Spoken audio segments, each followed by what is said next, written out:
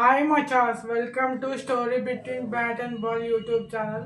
ఈరోజు మనం ఈ వీడియోలో top 3 unexpected releases by teams తెలుసుకుందాం. నెంబర్ 3లో రవి బిష్ణయ్ ఐపీఎల్లో మంచి బౌలరే, కానీ లాస్ట్ సీజన్లో మంచిగా పర్ఫార్మ్ చేయనందువలన ఎల్ఎస్జి లక్నో సూపర్ జైంట్స్ అతన్ని రిలీజ్ చేసింది. ఆక్షన్లో మళ్ళీ బైబ్యాక్ చేసే అవకాశం ఉంది, ఎందుకంటే 4-5 క్రోర్స్లో తిరిగి మళ్ళీ కొనుక్కోవచ్చు. నెంబర్ 2 మతీషా పతిరానా.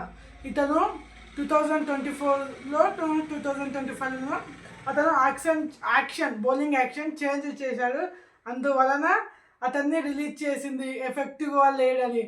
మరి ఆక్షన్లో సిఎస్కే కొనొచ్చా అంటే చెప్పలేము, కొనొచ్చు. 10 crores 8-9 crores దొరికితే కొనొచ్చు.